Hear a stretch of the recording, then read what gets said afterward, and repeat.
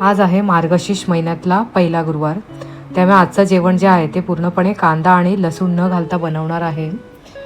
मटार फ्लॉवरची भाजी करणार आहे, वरण भात आणि गोडमध्ये करणार आहे खीरपुरी.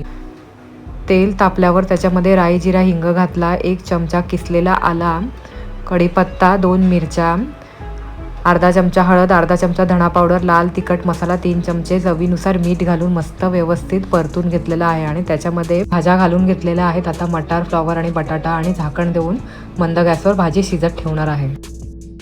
आता याच भाजीच्या ग्रेव्हीसाठी अर्धा चमचे धणे, अर्धा चमचे शहाजिरे, अर्धा चमचे खसखस, अर्धा चमचा कलिंगडाच्या बिया, 3 चमचे काजू, अर्धा टॉमॅटो, 3 चमचे डेसिकेटेड कोकोनट मस्त ब्राऊन होईपर्यंत परतून घेतलेलं आहे थोडंसं तेल घालून.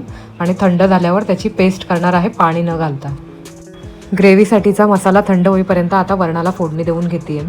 तेल तापल्यावर त्याच्यामध्ये राई जिरा हिंग घातला, अर्धा चमचा किसलेला आला, मिरच्या घातलेल्या आहेत लाल आणि हिरवी, कढीपत्ता, अर्धा चमचा हळद घालून झाल्यावर त्याच्यामध्ये जी डाळ शिजवलेली आहे मी मुगाची ती घालून घेतलेली आहे. आणि मी त्याच्यामध्ये 1.5 ग्लास पाणी घातलेलं आहे. चवीनुसार मीठ, अर्धा टॉमॅटो आणि बारीक चिरलेली कोथिंबीर घालून थोडासा घट्टपणा आल्यावर गॅस बंद करून घेणार आहे.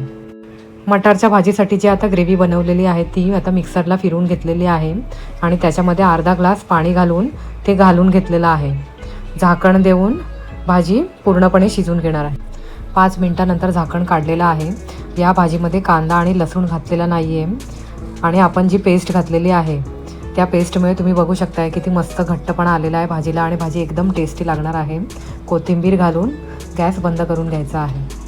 तांदळाच्या खीरसाठी 3 चमचे आता तांदूळ घेतलेले आहेत. 2 चमचे आता काजू बदाम स्वच्छ पाण्याने धुवून घेऊन त्याची पेस्ट करून घेतलेली आहे. तूप तापल्यावर त्याच्यावर ही पेस्ट घालून घेतलेली आहे. 1 चमचा ही बारीक शेव घातलेली आहे आणि व्यवस्थित मिक्स करून घ्यायचं आहे. त्याच्यामध्ये मग मी 1 ग्लास गरम पाणी घातलेलं आहे आणि झाकण देऊन पाणी आटेपर्यंत मंद गॅसवर ते व्यवस्थित शिजून देणार आहे. तुम्ही बघू शकताय पाणी पूर्ण आटल्यावर मी आता त्याच्यामध्ये दूध घातलेलं आहे आणि व्यवस्थित असं मिक्स करतच राहणार आहे. आणि एका ग्लासमध्ये दूध गरम करून त्याच्यामध्ये केसर घातलेलं आहे. दुधाला व्यवस्थित खीरमध्ये उकळी आल्यावर त्याच्यामध्ये साखर घालणार आहे, पिठी साखर. पिठी साखर करतानाच मी त्याच्यामध्ये वेलचीसुद्धा घातली होती. 1 चमचा भिजवलेले साबुदाणे घातले, बदामाचे काप घातले आणि सर्व आता मस्त व्यवस्थित असं एकजीव होईपर्यंत शिजवून घेणार आहे.